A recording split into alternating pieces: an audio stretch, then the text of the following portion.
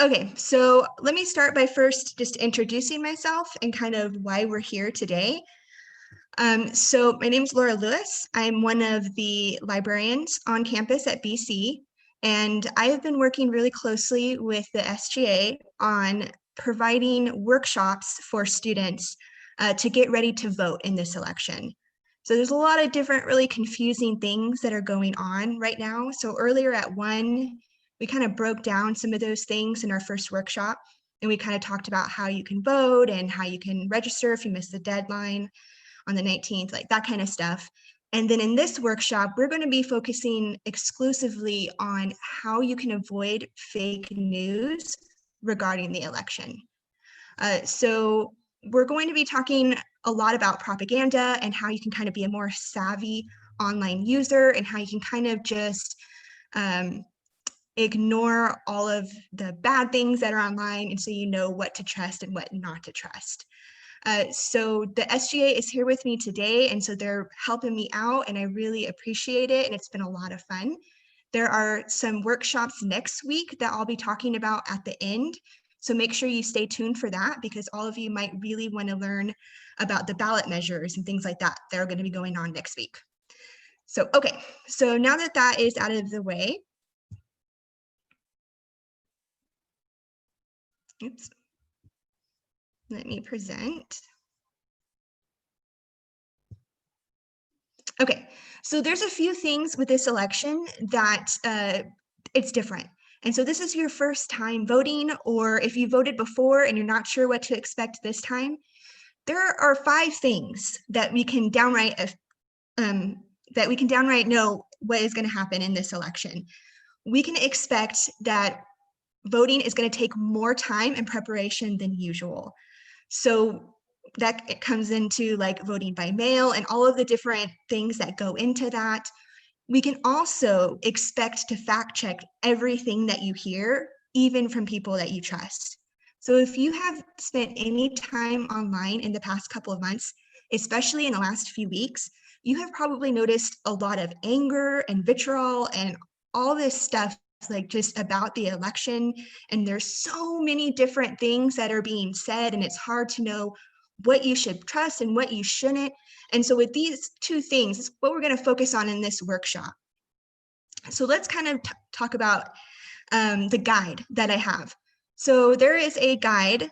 I'm going to share it in the chat box so that everyone has it. And the stuff that we learn here today, and there we go. So the stuff that we learned here today, and then some of the other stuff that we talked about in our earlier workshop, as well as the information about next week, all of this is on this guide. So I highly recommend that you kind of copy and paste this and maybe bookmark it on your device. I think it might come in handy for you. Okay, so what we're going to do today is we're going to define fake news. We have to start there at the beginning. And then we're going to talk a little bit about propaganda and bias and how you know what it is and how you can identify it. Then we're going to talk a little bit about some tricks that fake news makers like to play. And then we'll end with online resources and what you can do as a consumer. Okay, so let's start with defining fake news. Okay, so we've all heard it about 1 million times, and to tell you the truth, I am sure all of you are probably sick of hearing fake news this and fake news that. But it is important to understand what that even means, because the unfortunate thing is that it's kind of become misshapen, and because people use it so much, the meaning of the word has been lost. And so sometimes people will say you're fake news just because they disagree with you. And so I think that it's better to know the more precise definitions, because then that will help us know what it is and what it isn't. So let me start with the most general term, misinformation. So the thing to remember here is that can be any false information. Now, it can be a mistake and it can be completely intended. So it doesn't matter about the intent. It can just be a mistake that a journalist put in their story. Maybe they misquoted someone on accident, or maybe they got the date and time wrong of something. But it can also be very insidious and something that someone has done on purpose. Now, disinformation, that's kind of where we really talk about intent. So misinformation can mean anything, but disinformation is only when it is done on purpose. So when we say disinformation, we mean stuff that people are trying to put to trick people and try to cause chaos, especially when it comes to the election, or maybe they're just trying to make money. There's lots of different purposes and reasons why it's done. So disinformation really is about that type of fake news that is done on purpose. So one of the things that's really important to know about misinformation is that it's everywhere online. And the very nature of how we live online is kind of made misinformation more potent. So there's something that's called the illusory truth effect. That's a fancy word, but honestly, what it means is that the more you see a lie repeated, the more likely you're going to think it's plausible. Now, here's where social media comes into play and being online. You see a lot of misinformation all the time. And it's the same pieces of misinformation over and over and over again.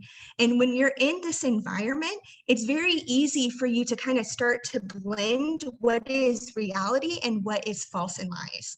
And so it's easier online for us to believe in these things because we see it everywhere. And so that's kind of the danger of living online and living in social media and all that we do in 2020. It kind of just makes it worse, to tell you the truth. So one of the things that's really helpful to have knowledge of is bias.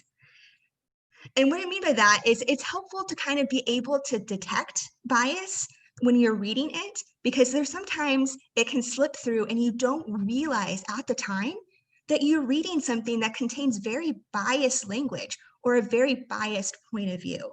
So there's 3 things to look for anytime you're reading a social media post or any kind of online article. You want to look for loaded language, direct tone, and if it's favoring one side or point of view. So let's break that down a little bit. Okay, so loaded language. When you use something that's loaded, it means like emotionally. It has a negative connotation to it. So words matter and precise words matter. So for example, if I wrote a story and I said, the politician slithered to the podium and screeched out her beliefs, those 2 words, that conveys a really negative emotion, right? I'm comparing them to a snake with slithered, and then I'm saying that they screeched. Screeched is very different than spoke. Talk is very different than lecture, right? Those words, they matter. And so word choices can really lead you to feel one way or the other. And they can be a way for a writer to convey their emotions when they shouldn't be. So the next thing is direct tone. And that is hard to really pick up when you're reading something. Now, if it's in person, you can hear it in the tone of their voice. So if I said, oh my God, Benny is so nice, right? He's so annoying. By the sound of my voice, Benny, I don't think you're annoying. I just saw your picture, sorry. But you get my point, right? You heard it in my voice. But how do you do that if it's in writing and you're reading it? Well, it comes down to noticing the details. So look for informal language, all caps, exclamation points, and unnecessary quotation marks. All of those mean something. So we'll get into an example in just a second if you're a little confused. The next thing is favoring one side or point of view. So the thing is that when it comes to news reporting, it should be from a neutral point of view. So if you're in the position where you're having to tell facts, especially as a journalist or me as a professor or a librarian, I need to tell it in a neutral way, meaning my opinion doesn't belong here. What I need to teach you today is the facts, right? And same thing with journalists. It should be the who, what, why, when, where, all that good stuff. There should be nothing where, they tell you what side or whatever they're on. Now, if they are only focusing on one side. So let's say it has to do with the debate that's tomorrow, and the writer is only focusing on one political candidate and completely ignores the other. That's favoring one side. It should present both as equally. So let's look at some examples here. So loaded language, let's start there. Notice in this news article, notice it uses the word spitefully. That's an adjective. You don't have to say spitefully. You can just say Graham blames Dems for his support. You don't have to say Graham spitefully blames Dems for his support. That is an opinion. It's an adjective, and it shouldn't be there. So it is telling you their opinion. They think Graham was spiteful. Not that it is. You can think the opposite way. So that word should not be there. Okay, so let's kind of compare. Okay, so these are both about the same event. And notice one says, tolerant liberals commit full-on assault when Trump supporter stands by her views. Let's start there. There's a few things with this. It's very different than the one on the right. First of all, tolerant supporters. There's quotation marks there. Why? It's not a quote. There's no person being named. It doesn't say, so-and-so says tolerant liberals. So when there's no clue that says it's coming from an actual person who's saying this, that means those quotes are being used sarcastically. So if I said, again, Benny, I'm picking on you, Benny is so nice. Do I think Benny's nice? No, I don't think Benny is nice at all. And I'm conveying that by using these little air quotes. That's what they're doing here, but in writing. Sorry, Benny. Again, I'm seeing your picture, so that's what I'm going with. Anyway, I think you're very nice. Anyway, they don't think liberals are tolerant. Not at all here. So that's one. Two, commit full-on assault. Let's take a step back here. First of all, when this story was written, the facts were still being gathered. So notice how on the one on the right, it says, woman says she was attacked for saying she supports Trump. And then it has a colon, and then it says police. So what that writer is saying is that the police said that there is a woman who is stating that she was attacked for being a Trump supporter. Notice how different that is from saying tolerant liberals committed full-on assault. That definitely conveys an emotion here. Not to mention it ends with Trump supporter stands by her views. That makes her very, sorry, the board just like went right out of my head, but sympathetic. There we go. It makes her very sympathetic, right?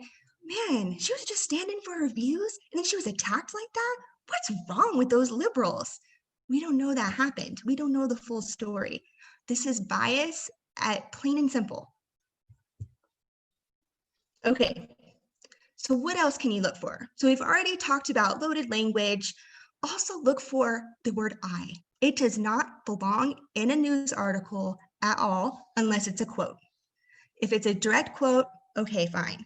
If it is the author using the word I, no, shouldn't be that unless it's an opinion piece. But if it is just telling the who, what, where, when, why of what happened, there shouldn't be an I in there. Also, like we talked about exclamation points, but we also want to focus on means, gifs, and gifs. So you might see that a lot online. And when it comes to actual journalism and finding news sources, you really don't want them in your news sources. Now, I know they're everywhere on BuzzFeed, and BuzzFeed, like, that's fun. You don't read BuzzFeed to look at the news. You read it because you want to like play the quiz or you want to know like all the hot gossip that's going on. But when it comes to like straight up journalism, you don't want to see things. Let's see. Here it is. There we go. Do you see it where it says lovely?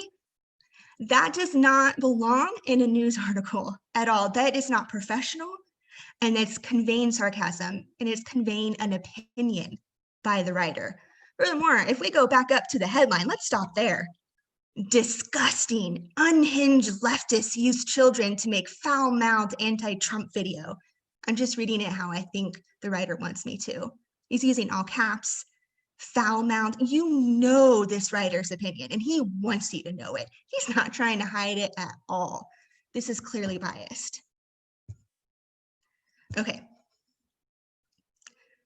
So we've got the basics down, but I hate to tell you this, there's more. There's a lot more, and the plot thickens. So when it comes to elections, especially, you need to understand propaganda and what that is. So there's two quotes that I pulled because I really like them, especially when it comes to 2020. Excuse me.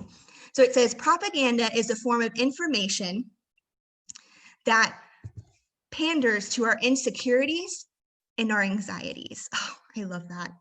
It really does. And then propaganda is indifferent to truth and truthfulness, knowledge and understanding. It is a form of strategic communication that uses any means to accomplish its ends. If that doesn't, those two don't sum up 2020, I don't know what does in terms of our politics. We're all anxious and insecure, and it's played upon time and time again online. And politics has this thing where it will do whatever it takes to get votes and to get whatever. It's a very toxic environment that we live in these days.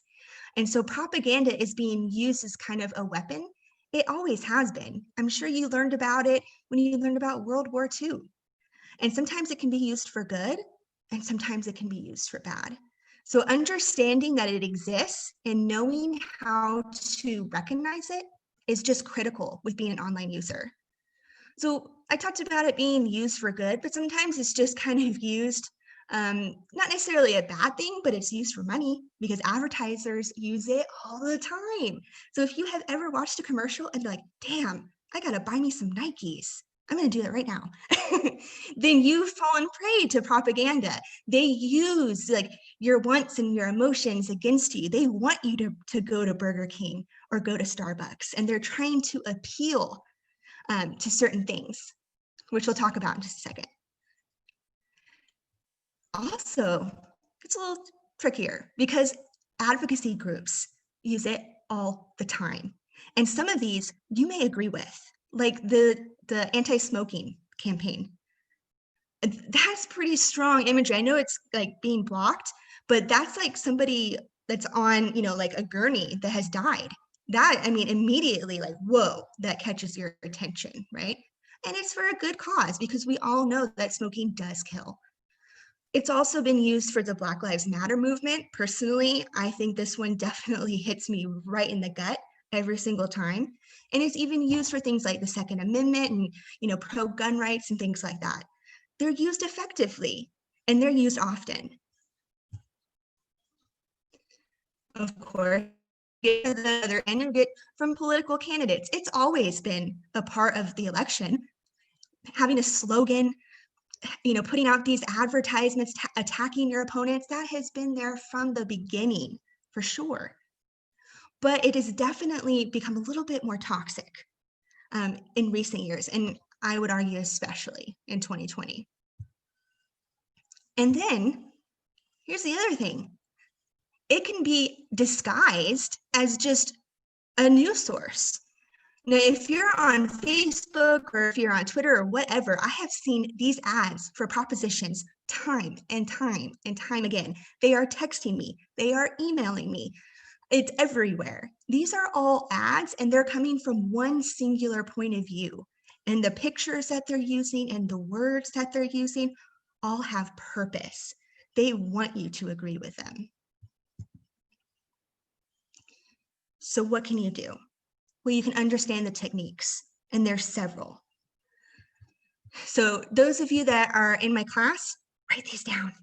And those of you that are just watching because you want to be here, you should probably still write it down. But okay, so what are some common propaganda techniques? Well, activating strong emotions. They want you to feel something immediately. responding to your needs and values. Does it quite effectively all the time. Simplifying information and ideas. From this point on, this is where we get into the not so great parts of propaganda, because this is where we get into the dangerous part. Simplifying information and ideas, attacking opponents, and misinformation. The simplifying and the misinformation are the two ones we need to worry about. So let's see some examples. Okay, this has to do with COVID. Very potent imagery going on here. Clearly, they want you to think that wearing a mask is somehow like you're being a puppet. And so, I mean, it really kind of like, whoa, that's deep when you see it. Or you're like, oh, that's not great, whichever way you feel. But it definitely hits something in you. And then responding to needs and values everywhere. So we've seen a few when it comes to the advertising ones and the advocacy, but here it can be done in a very, well, I want to call this subtle, but making out our president to be kind of like Superman, that's kind of responding to our needs and values in the sense like Superman's our hero, right? So they want you to see our president as a hero. He's here to save us, right? And then, of course, we have attacking opponents. So Biden for president, making it seem like he's elderly and should be in a old folks home. Crooked Hillary being like a puppet. Then there's for our president, it says American Idiot. If you don't know, that's a famous album from the early 2000s by Green Day. And then like there's some that they just go right out and say it. Weak, frightened, impotent. There's no subtext. There's no image here that you can guess what they're saying. They're just going right at it and saying what they mean. There's no subtlety whatsoever in that one. Then let's get to this one. What technique do you think is being used here? So hang on just one second. And I'm going to try to do a poll. I don't know if this is going to work, but I'd like to try. Okay. So I'm going to put this in the chat box.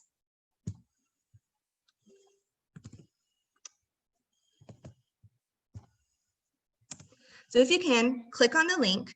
Now, if you're on your phone or something and this is going to mess up your connection, don't worry about it. It's not that important. But if you can, I'd like to see it, what you think. So let's see here.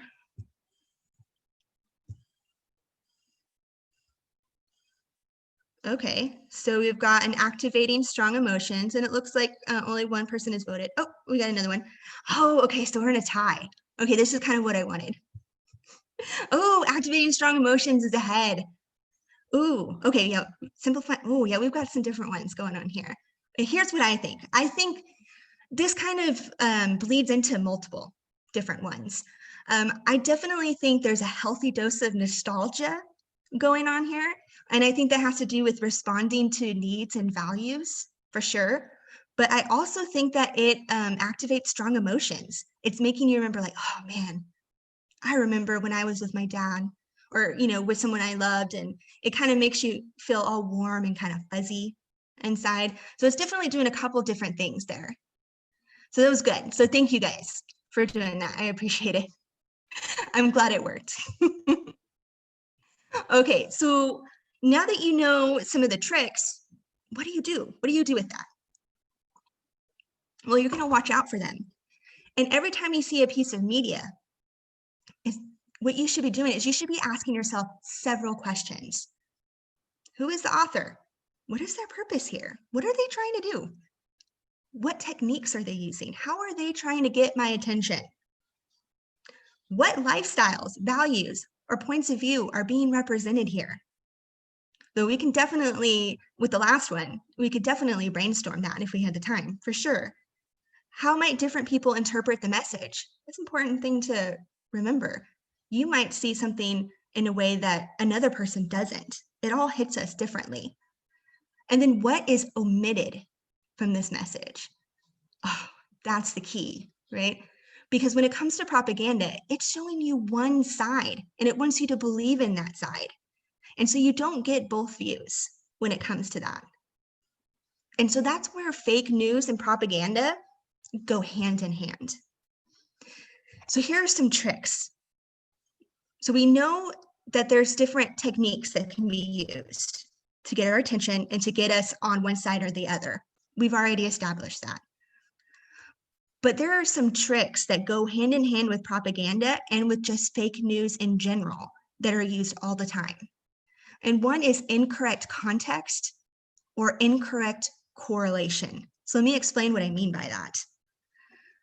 So when it comes to context, you can take a photo, a quote, piece of video, and you can change it to whatever you want it to say these days.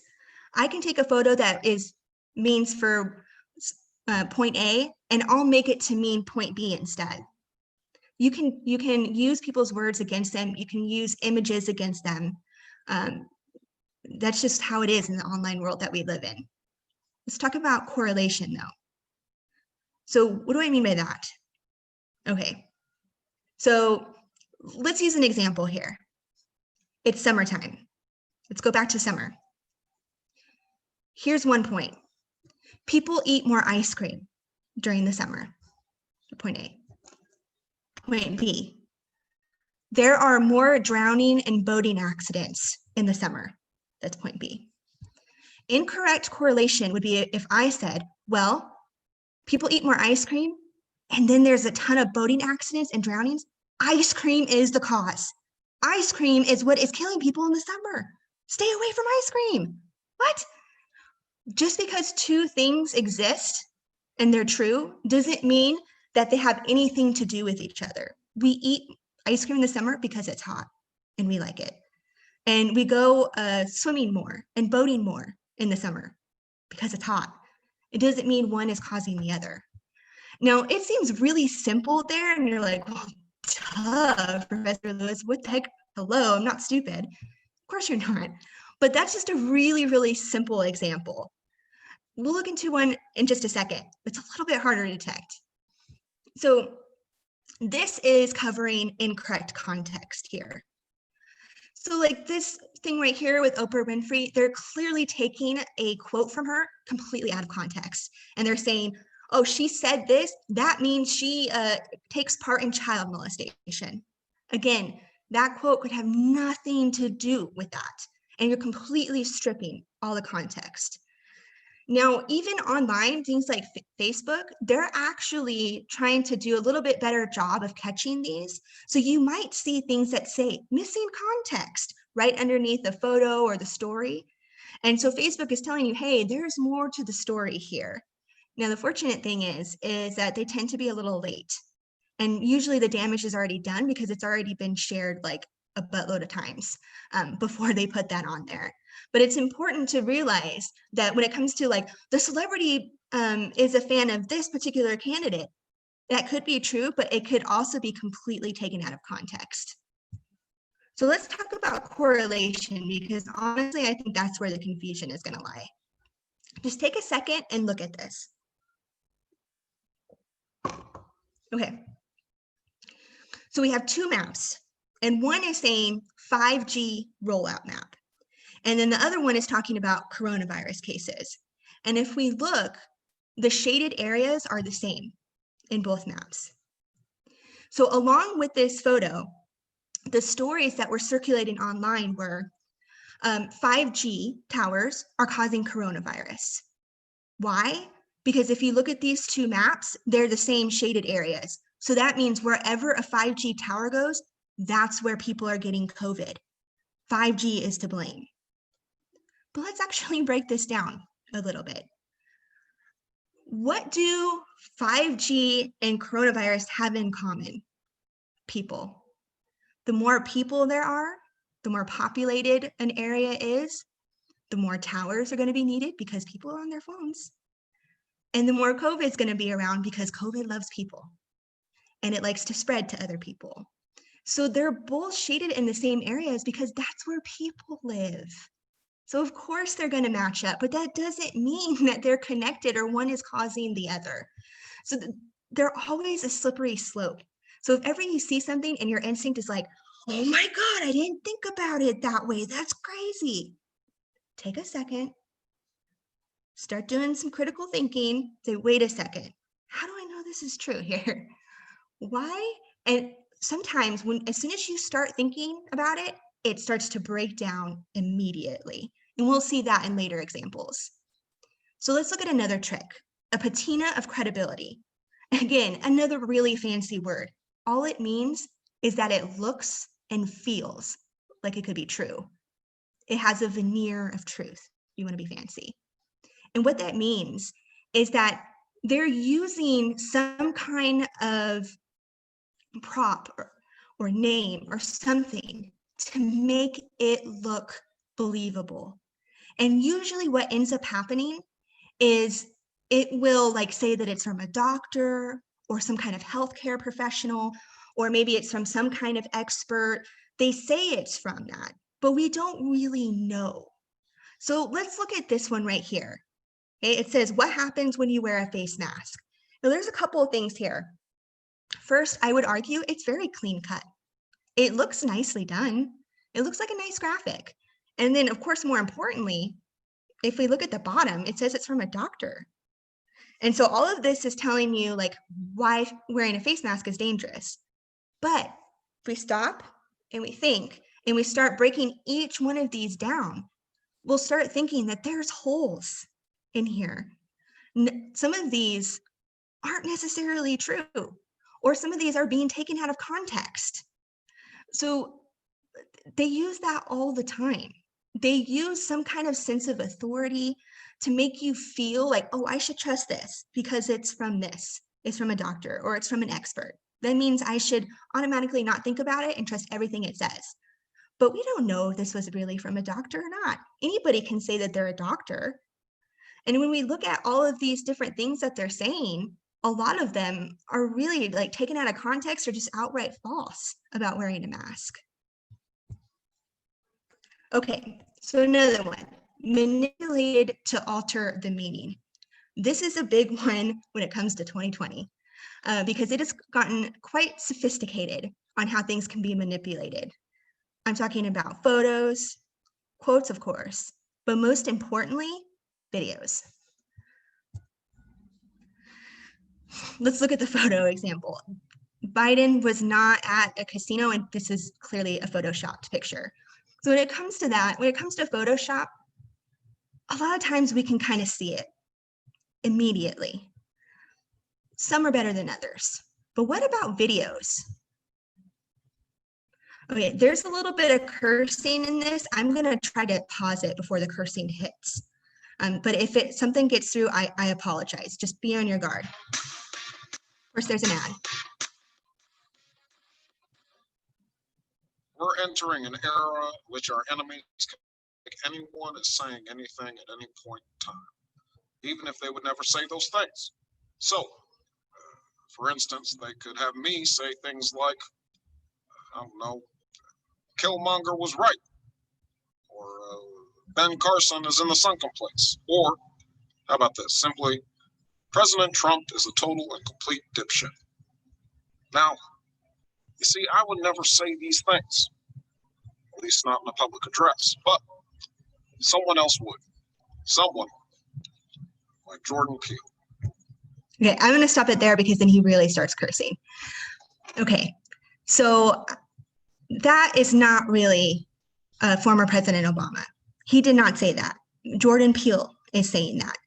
But the way it can be edited and the way it can be used in today's technology, it can make it seem like Obama is saying things that he's never said before. But all they take is an audio file from something Obama has said, and then they're taking what Peele is saying, and then they're putting the two together. And so it really makes it seem like former President Obama is saying these things when he didn't. This may not seem scary to you, but think about it. Because honestly, this scares, excuse me, I'm gonna curse this scares the holy crap out of me. They can literally take any video of someone, twist it around and make that person say whatever they want to say. That's scary, and that has really scary implications. Now, one of the things that you should probably notice if you haven't already is the mouth area. It's gotten better, but if you notice the mouth seems kind of off when he's talking, that's like a really big clue that it's a deep fake. That's kind of what they're called. That's kind of like the popular term is deep fake. But it's something that we kind of need to pay attention to and be careful with. Okay, let's get on to simplifying information and ideas. Okay, this is a big one. What ends up happening is that propaganda, fake news, both, they will take a complex idea and they will chip away at it and chip away and chip away and make it so it's completely simplified or sanitized to the point where the entire meaning could possibly change. And you're like, what the heck is she talking about? So let's look at an example here. So let's look at this post right here. So it's saying that, okay, Jefferson Davis, he was a Democrat and he fought for slavery in the Civil War. FDR, he was a Democrat and he put Japanese Americans in internment camps. Biden, he's a Democrat and he wrote the '94 crime bill, which incarcerated a lot of Black Americans. And then finally, there's a picture of Trump and it says, yet Republicans are the racists. Now, first of all, I'm neutral, baby. I am not taking a side on this one way or the other. I am looking from a neutral point of view here. So here's the thing. If you've ever taken a history class, let's start with the top one. You know that Democrats and Republicans are dramatically different back then than they are today. In fact, they've almost completely reversed. The thing though is that they're taking context out of that. So yes, Jefferson Davis was a Democrat, that's true, absolutely. But his ideologies and beliefs don't really align with either party today because it was back in the Civil War. And of course, yes, FDR, I'm not gonna lie on that, that is true. He absolutely did Japanese internment camps, it's awful. But however, they're taking these things, these real low points in America, and they're trying to tie it all together under one thing. But all of these things are complicated and they all have long stories and lots of discussion about each one. And it's simplifying all of them into one graphic. And that's the issue here. Whether you agree or you disagree, that doesn't necessarily matter here. What matters is that you see with this example that they're cherry picking information and they're simplifying it into something where all complexity is gone and the meaning is no longer the same, if that makes sense. And it's done all the time. So let's take a look at this one. This is another one. I'm going to go ahead and say it. They are simplifying information here. So it's again about masks, and it's saying, hey, in these countries, women wear face coverings their entire lives, and yet the country is still reporting COVID. And so it said, think, America, think. So of course, the implication here is that COVID masks is not a big deal. We shouldn't wear masks. It makes no difference. Something along those lines. But here's the thing. Let's actually stop and think about it. Do men in those countries wear face coverings? Do all of those do all of those countries wear the same face coverings? No, they're dramatically different. They're comparing countries that they shouldn't be comparing. Every country is different. Men don't wear the face coverings like that in different countries for sure. And then of course, do they wear them when they go to sleep? So there's so many things that they're completely leaving. They're not mentioning all of these things that we can just come up with right on the spot. As soon as we think 1 second about this, it starts crumbling. Okay, so what can you do? Well, there's a few things. Simply knowing these tricks and knowing propaganda techniques, just knowing that, that's going to help you identify it. But here are three things that you can do to help you even further. And one is taking a look at your own news environment. Where are you getting your news from? Are you just getting it from social media? Are you maybe getting it just from one app? Maybe you have one subscription to one newspaper and that's all your news is from there. Maybe you're not reading news at all and you're just looking at the feeds and you're seeing what people say.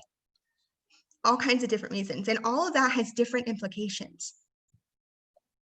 The problem with just getting your news, though, with social media or from one place is that you're leaving yourself open to only getting one perspective. And it's playing right into your own bias. And you heard that right. We all have bias. Now, some students, they're kind of surprised because they think, I'm not biased. That's a mean thing to say. Why would you say that to me? But as human beings, the truth is we're all biased. We all have something called confirmation bias. That's one of them. And that really comes into play. And confirmation bias is where we tend to read news that we already agree with. Because if you have ever read a piece of news that you disagree with, oh man, it's hard to read. You kind of like want to stop every time, like, oh, are they crazy? No, that's not true. And you get like angrier and angrier. It's not a pleasant experience.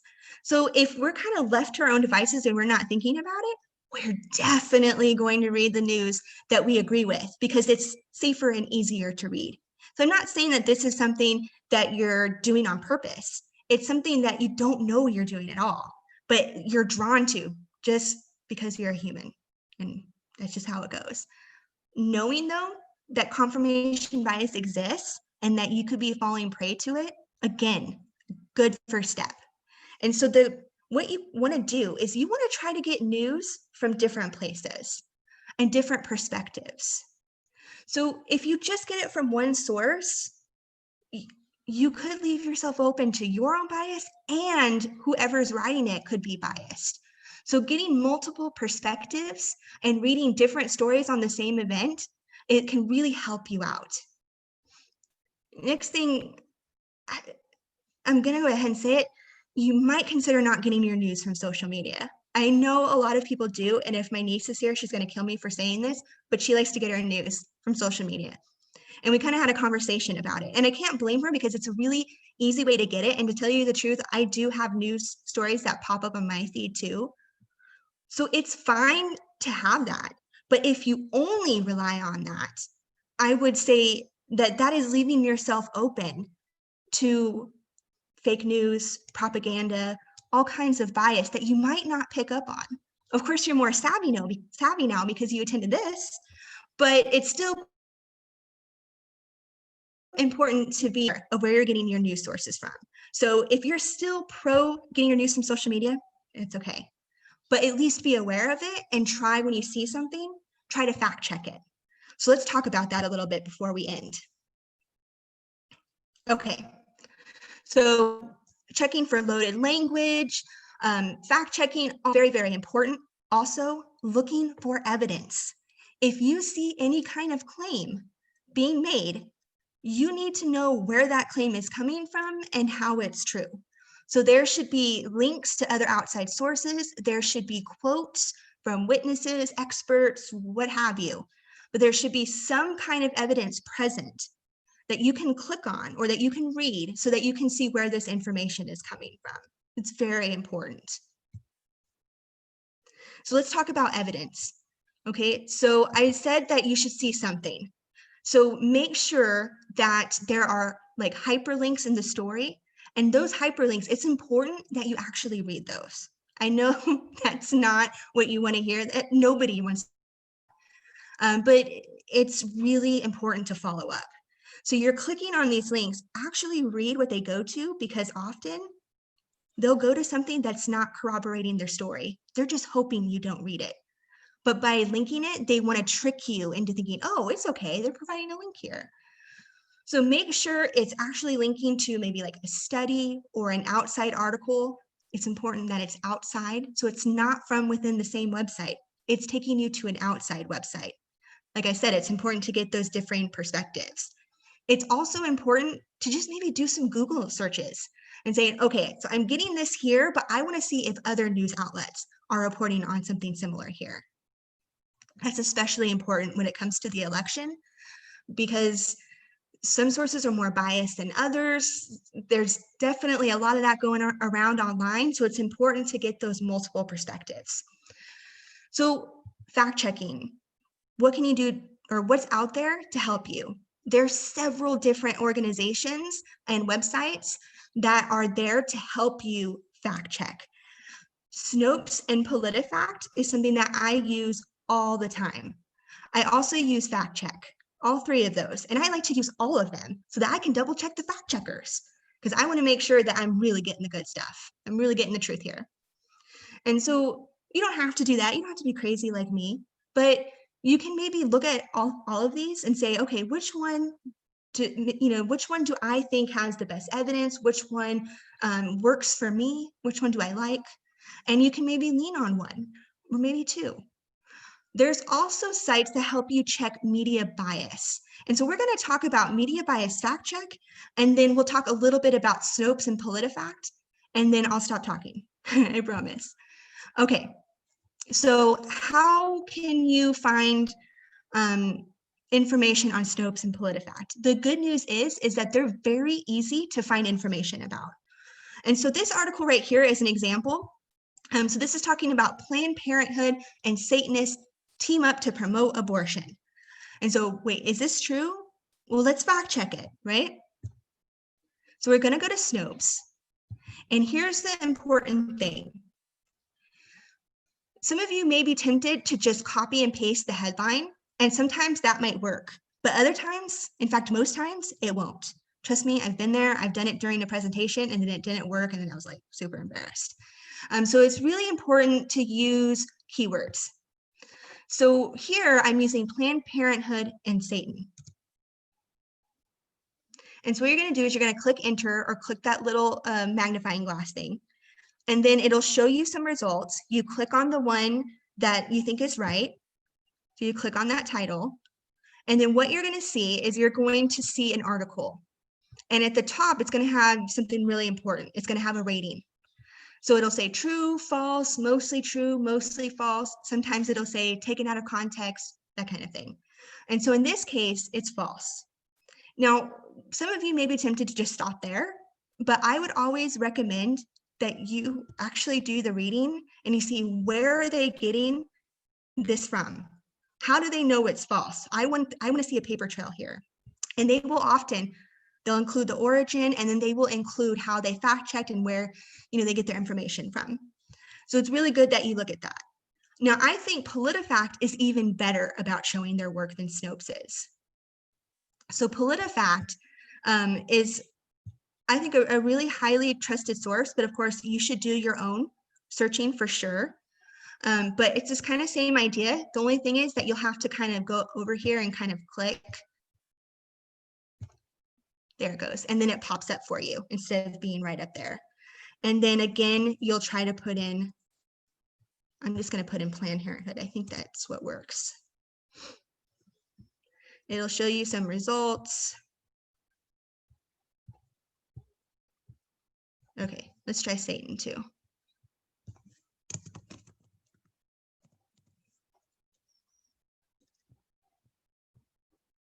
Here it is.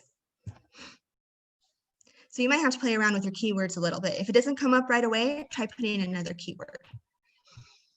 Okay, and then again, we have a different rating system here, but same idea. It's saying that it's false. And then it gives a really extensive breakdown. So that's where I think finding the site that works for you or using multiple sites really can be helpful. All right, so let's talk quickly about the media bias fact check. So media bias fact check is a little bit different because it's not looking at the actual facts and claims made in the article. Instead, it's focusing on the news organization itself. And so when you're using this one, instead of typing in stuff from the headline or the title, you're going to type in the news organization. So like this one, this is from InfoWars, or you might type in CNN or New York Times, Washington Post, something like that. So we're going to click on it and we're going to type in InfoWars. And again, there's like a little search thing. And I've done this search a lot of times, so that's why they keep popping up. Here it is. And there's a couple things you want to pay immediate attention to. The first one being this little box right here. It has from factual reporting all the way to very low. You want to see high, very, very high, maybe mostly factual, but honestly, you want to focus on the top, really. So very low, that's all the way at the bottom. That is not good. Now, in terms of being a college student, very high is probably what you should shoot for, but definitely don't go lower than high. High or very high, that's what you want to stick with if you're using some kind of news source.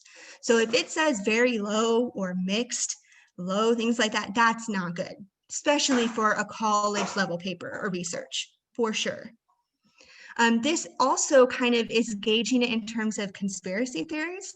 Now, that's not every site. It depends on the news organization, but this one just happens to really, really heavily focus on conspiracy theories.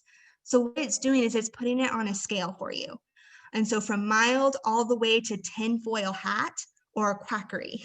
And so tinfoil hat, that's like, you're really out there with your conspiracy theory. Like aliens come down and like they abduct people every day, or things like that. So this is getting into tinfoil hat. This is strong pseudoscience. That means science that's not necessarily based in regular science, but more kind of based on other things. It's kind of hard to describe. Sorry, my brain went kind of blank there, but that's not good. And so then it also says it's very low. But the thing that I like personally is that it gives a history. It tells you who the news organization is funded by, super important. And then it kind of gives you stories that they have been known to have like false stories or bias. And so like some of the famous conspiracy theories from InfoWars is like 9/11 was an inside job, and some of these other ones like Pizzagate, if you heard of that before. Another big one is Sandy Hook, and he's gotten into a lot of, the man, Alex Jones, he is the one in charge of InfoWars. He has gotten sued quite a bit because he believes that Sandy Hook was fake and that all the parents are actors and they didn't really lose their children. So he's like in a lot of legal trouble at the moment. So anyway, that kind of gives you that important context. So you may be tempted to just kind of focus up at the top, but honestly, take the extra work and look at this detailed report because you always want to see the work. You want to see how they're getting this information, why they're saying it's very low, why. Okay. All right, so now's the point where I kind of am winding down. And of course, I have to plug our other workshops. So we've got 2 next week. One is at 1 p.m. and it's how to vote safely. And then another one is at 6, and that one is understanding the ballot measures. So that's a big one because I've already voted, but my husband and I spent like an hour or 2 hours just trying to figure out some of these dang ballot measures. They're really complicated. So if you haven't voted yet and you're still you kind of want to wait to vote, come by. You'll trust me, you will get a lot out of it because just hearing about it and kind of hearing people talk about it really, really helps. Okay, so plug over. I'm going to stop sharing my screen. I know I was talking quite a bit. So are there any kind of questions? Is there anything that anyone would like me to kind of go over a little bit again? Feel free to use the chat box, or if you would like, Benny, can they talk on the mic or is just use the chat box? He might be on another, he's doing like 3 workshops at once on here. So feel free to just use the chat box and see if you can use the mic if you so choose. If you don't, I completely understand. They would be able to use the chat box, or if you want to hover over their names, you could allow them to talk temporarily. Okay, so how about this? Go ahead and put it in the chat box, and if you want to talk, I'll give you the option. And that way, I don't want to put anybody on the spot here because I don't want to be mean. But I do see, it says, is nostalgia an emotion? Yeah, I think it can definitely be an emotion for sure. Have you ever seen something and you're like, it just kind of hits you right in the feels? Like, oh man, that brings me back. It is definitely an emotion. Sometimes it's not even something you see, but the other day it was something I smelled. Yeah, I know what it was. It was like an orange smell, and my grandmother used to love orange slices, those candied orange candies, and like it just hit me, and all I could think about was my grandmother, and she's passed away a long time ago, but like I was just flooded with just nostalgia for her and remembering like going into her room and stealing her orange slices when she wasn't looking. So yeah, I would say for sure that nostalgia can definitely be an emotion. But that is a really good point. Anything else? Ooh, wistfulness. Oh, that's like an A+ word right there. Yeah, for sure. You know what? Now that you said that, yeah, I would agree with that. That's a great word choice right there. Don't be shy. Feel free to put it in the chat box. I'm not going to force you, of course, but we don't bite. We love questions. Okay, so it's looking like I think everybody's feeling pretty good. Nobody's putting in the chat box. Vice President McNellis, is there something that you'd kind of like to share at the end? I want to make sure that we kind of all get our say if you want to plug more details. You basically covered it all. I'm glad you had that extra plug slide for us. I appreciate that.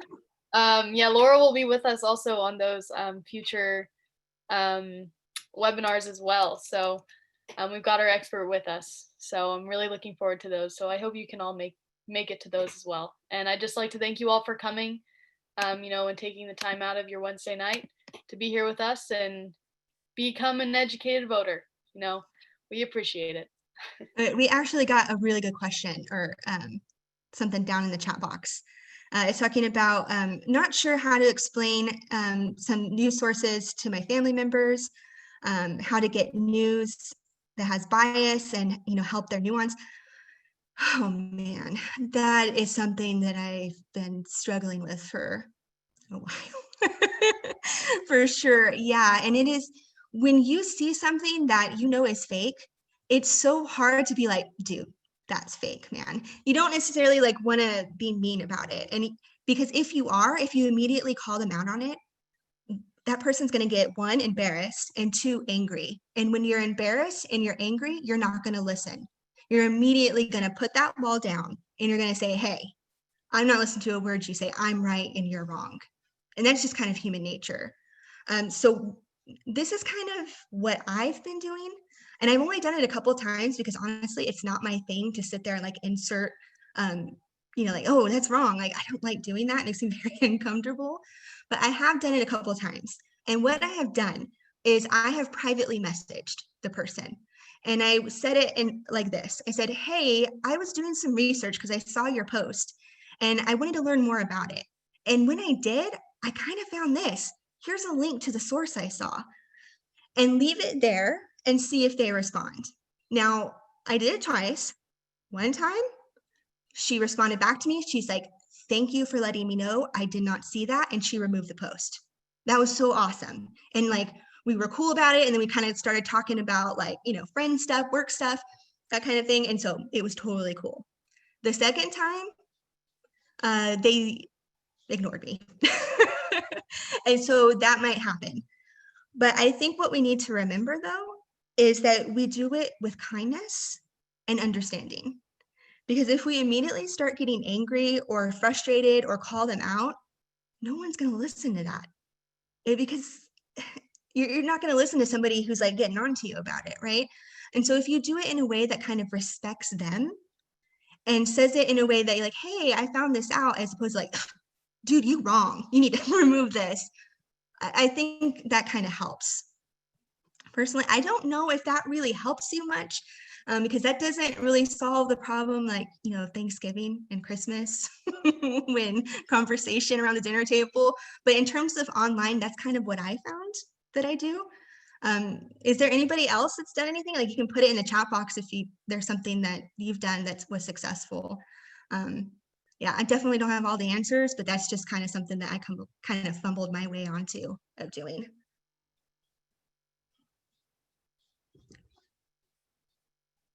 Okay, so Dr. Damani, did that kind of help? I hope it did. I'm sorry if it didn't. It's like really tricky stuff. I would also add, try to always use sources.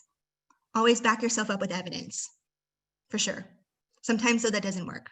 They don't look at your evidence, but try. Okay, anything else?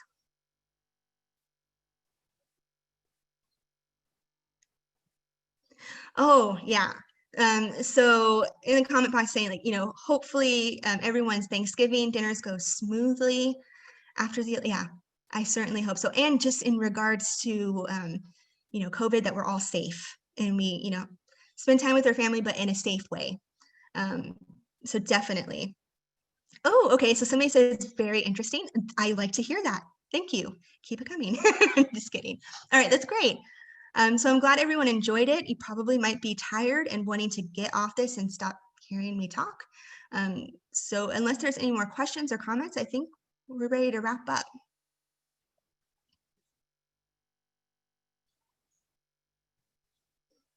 Okay, I think we're good to go.